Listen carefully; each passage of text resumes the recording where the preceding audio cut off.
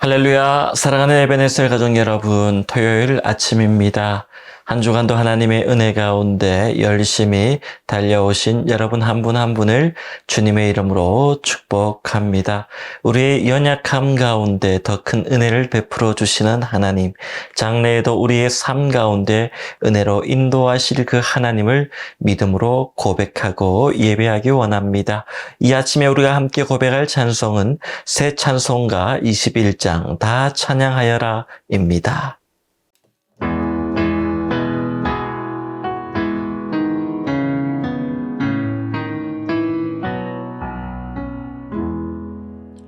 다 찬양하여라 전능왕 창조의 주께 내 혼아 주 찬양 평강과 구원의 주님 성도들아 주 앞에 이제 나와 즐겁게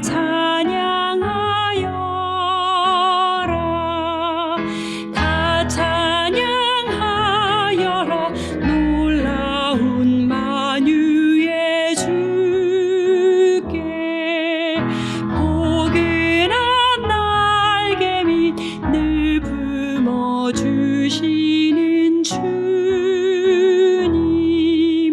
성도들아 주님의 뜻 안에서 내 소원 다 이루리라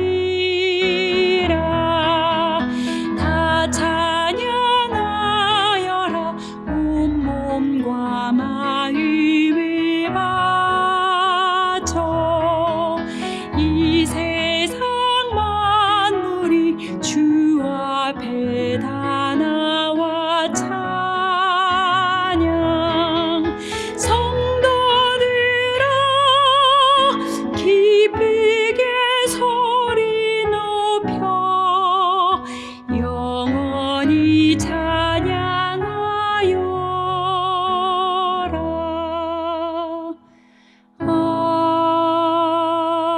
아멘.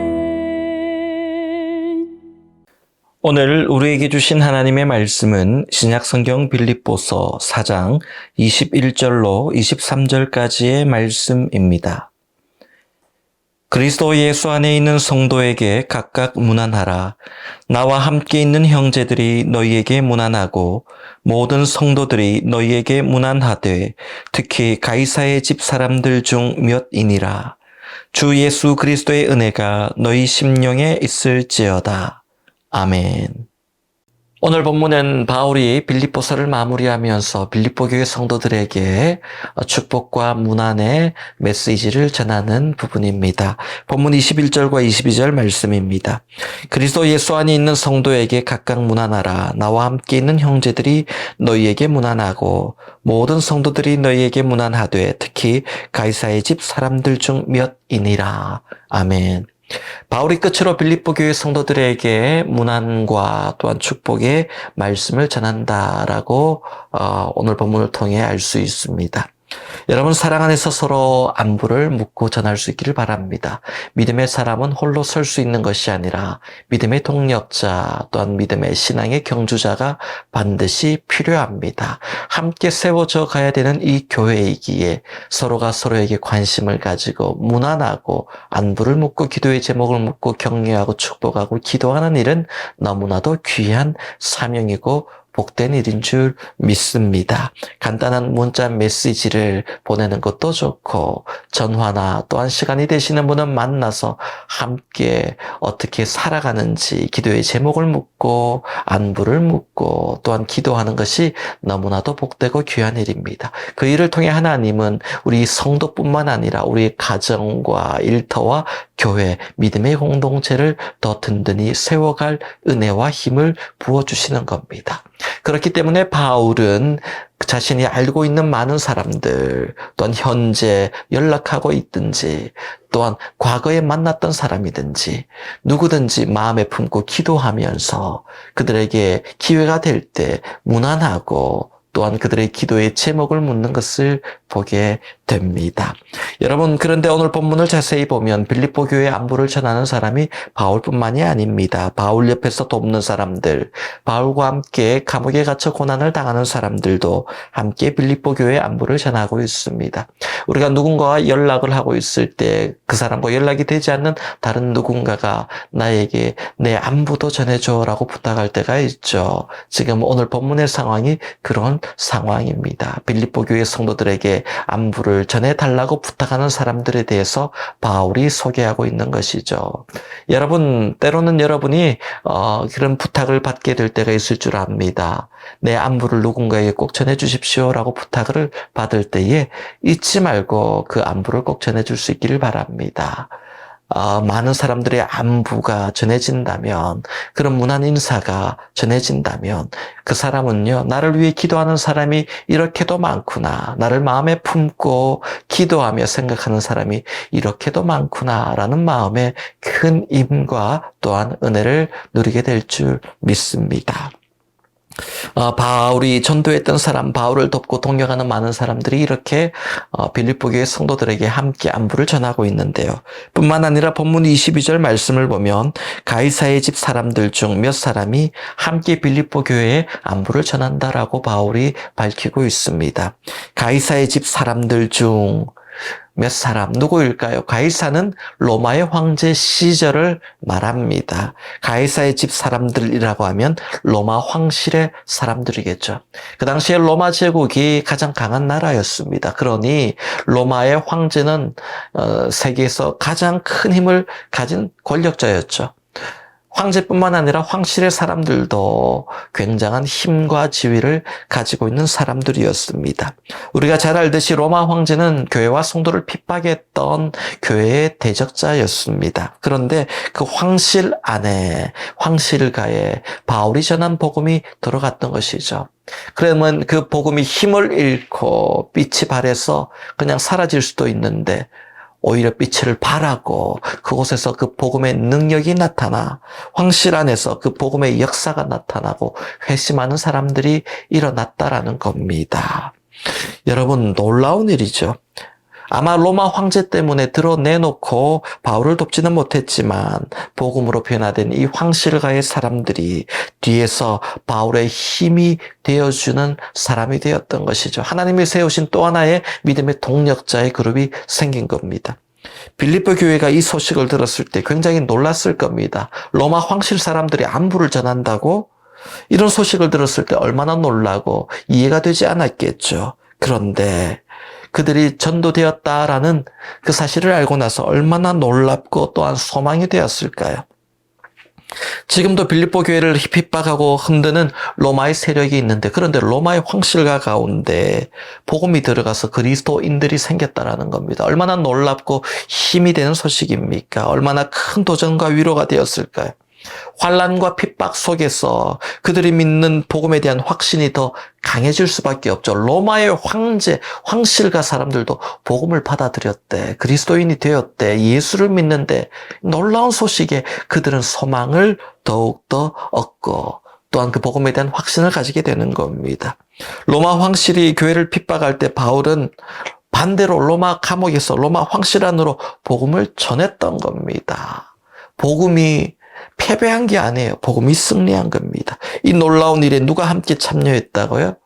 빌립보 교회가 바울을 위해 기도하고 바울을 위해 후원하고 에바브로디도를 로마에 파송해서 바울 옆에서 도우면서 바울의 괴로움, 그 힘든 고난에 동참하며 참여하며 그 사역에 함께 했을 때 이 놀라운 일이 일어났습니다. 로마의 황실가에 복음의 변화가 나타났던 겁니다. 여러분, 빌립보서를 보면서 저는 이 부분이 빌립보 교회의 가장 큰 간증, 또한 바울에게도 큰 간증이 아닐까 생각합니다. 우리는 이 부분을 쉽게 넘어가지만 당시 빌립보 교회 성도들에게는 놀랄만한 간증이었을 겁니다. 야, 정말 이 일이 가능할까? 로마 황실 사람들이 그리스도인이 되었다고? 이게 가능한 일이야? 복음의 능력이 너무나도 대단하구나. 바울에게 선교의 상급이 크다면 당연히 빌립보 교회 성도들도 그 상급에 동참하게 되는 것입니다. 그 놀라움과 함께 큰 상급을 받게 되는 것이죠. 그렇게 바울은 이방인 선교와 함께 참여한 그 빌립보 교회 성도들을 위해 이렇게 기도합니다. 너희에게 그리스도의 은혜와 평강이 가득할지어다. 사랑하는 에베네셀 성도 여러분, 오늘 우리가 당하는 고난 속에서도 잊지 말아야 될 것은 복음을 전하고 교회를 세워가는 사명일 것입니다. 시간이 흐를수록 오랫동안 신앙생활 할수록 우리의 마음이 사명이 아닌 내 개인의 회복과 축복에만 집중되는 사람들이 너무나도 많습니다. 교회의 사명, 복음 전도는 관심이 없습니다. 우리가 복음을 받아들이고 회개하고 회심하고 그리스도의 제자가 되었다면 이제 우리는 하나님의 복을 누리는 것, 여기만 매달리는 것이 아니라 사명을 감당하고 헌신하는 헌신자가 되어야 됩니다. 그 자리까지 나가지 못하면 자기 십자가를 지고 주님을 따르는 자리까지 나가지 못하면 제자라고 할 수 없는 것입니다. 제대로 된 신앙인, 믿음의 사람이라고 말할 수 없는 것입니다. 헌신하는 일을 피하고 사명을 감당하는 일을 피하고 오직 신앙생활하고 축복받겠다라는 마음만 가지고 달려간다면 그것은 반쪽짜리 신앙입니다. 참된 그리스도인이라고 할 수가 없습니다. 그리스도를 위한 신앙이 아니라 자신을 위한 신앙을 가지고 있는 사람들, 그리스도인이라고 할 수 없는 것이죠. 여러분, 하나님을 위한 믿음이 아니라 나를 위한 믿음으로 하나님을 붙들고 있다면 여러분, 돌아서야 됩니다. 하나님을 위한 신앙으로 우리의 삶이 바뀌어야 됩니다. 하나님의 영광과 내게 주신 사명에는 관심이 전혀 없고 축복만을 구한다며 여러분, 하나님은 우리에게 어떤 마음이실까요? 마지막 날이 가까울수록 진실한 믿음의 성도, 경건의 능력을 가진 그것을 붙드는 사람은 점점 사라지고 경건의 모양만을 가지고 그 경건의 혜택을 받으려는 사람들만 가득하다라고 성경은 말씀하고 있습니다. 사랑하는 에베네셀 가족 여러분, 마지막까지 사명을 잊지 않고 붙드는 은혜와 능력이 우리 안에 있기를 축복합니다. 바울이 빌립보 교회에 전한 마지막 축복의 인사, 그 인사는 무엇이었을까요? 본문 23절 말씀입니다. 주 예수 그리스도의 은혜가 너희 심령에 있을지어다. 아멘. 바울은 마지막으로 주 예수 그리스도의 은혜가 너희 심령에 있을지어다 라는 축복으로 이 빌립보서를 마무리합니다. 신약 성경에 있는 13권의 바울의 서신들을 보면 편지를 시작하면서 또한 마무리하면서 늘 이와 비슷한 축복의 메시지 인사로 편지를 시작하고 마무리하는 것을 보게 됩니다. 우리가 묵상했던 이 빌립보서도 처음 시작할 때 어떻게 시작했습니까? 하나님, 우리 아버지와 주 예수 그리스도로부터 은혜와 평강이 너희에게 있을지어다. 그렇게 축복하고 이 편지를 시작했습니다. 그리고 오늘 마무리하면서도 주 예수 그리스도의 은혜가 너희 심령에 있을지어다. 바울은 빌립보 교회 성도들 뿐만 아니라 모든 사람들에게 늘 은혜와 평강이 함께 있기를 축복했던 사람입니다. 이게 가장 큰 축복인 것 같아요. 우리의 삶 가운데 은혜와 평강이 있는 것이 가장 큰 축복입니다. 바울이 전한 이 축복의 메시지를 통해 우리가 기억해야 될 것은 우리의 심령에 그리스도의 은혜와 평강이 늘 메마르지 않는 인생이 되어야 된다라는 겁니다. 우리의 모든 일은 하나님의 은혜로 시작되어야 됩니다. 그리고 하나님의 은혜로 마무리될 때 가장 온전하고 또한 든든하게 세워질 줄 믿습니다. 내 생각으로, 내 욕심으로, 내 계획으로 시작한 일들은 은혜로 마무리해달라. 그렇게 아무리 기도하더라도 은혜로 마무리되는 일이 그렇게 쉽지가 않습니다. 특별한 경우가 아니면 내 생각과 욕심으로 시작하는 일은 그렇게 은혜와 반대로 마무리되는 일이 참 많습니다. 하나님을 의지한다고 하면서 내 욕심, 내 생각 위에, 내 계획 위에 세운 것들을 포기하지 못하고 하나님, 이걸 은혜로 마무리시켜 주십시오라고 기도하는 사람들이 너무나도 많습니다. 잘못된 기도입니다. 여러분, 내 욕심으로 시작한 일은 허물고 다시 은혜로 시작해야 됩니다. 그리고 은혜로 마무리 지어달라고 기도해야 되는 것이죠. 바울은 그의 심령에 늘 은혜를 품고 사는 사람이었습니다. 고린도전서 15장 10절 말씀에 그러나 내가 나 된 것은 하나님의 은혜로 된 것이니 내게 주신 그의 은혜가 헛되지 아니하여 내가 모든 사도보다 더 많이 수고하였으나 내가 한 일이 아니요 오직 나와 함께 하신 하나님의 은혜로라.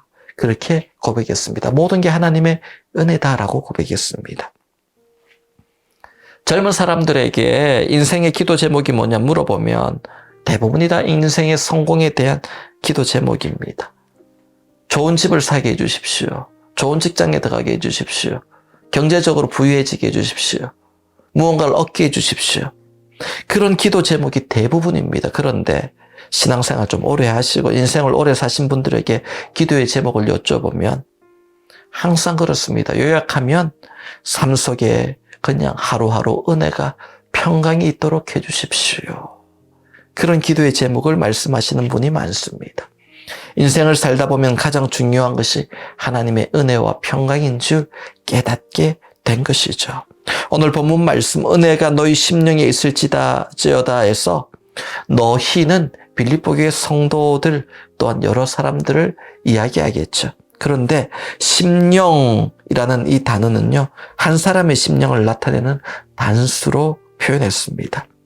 여러분, 우리 표현으로 하면 너희들 모두에게 은혜들이 있을지어다. 이렇게 해야 일반적인 표현인데 바울은 너희라는 복수, 그런데 은혜는 단수를 사용해서 너희 심령에 은혜가 있을지어다 라고 말하고 있습니다. 남들 못지않게 지식인이었던 바울이 문법적으로 실수를 해서 잘못 쓴 게 아닙니다. 의도적으로 이렇게 표현한 이유는 너희 한 사람 한 사람, 너희 많은 사람들 다 은혜가 있는데 한 사람 한 사람 심령 속에 하나님의 특별한 은혜가 딱 맞추는, 그 마음에 딱 맞는 특별한 은혜가 그 사람만을 위한 은혜가 있을지어다. 이런 축복의 의미입니다. 정말 우리 인생은 하나님의 은혜 없이는 설명할 수 없는 인생이죠. 우리 인생이 에베네셀 하나님의 은혜를 빼고서는 전혀 설명이 안 됨을 고백할 수밖에 없습니다.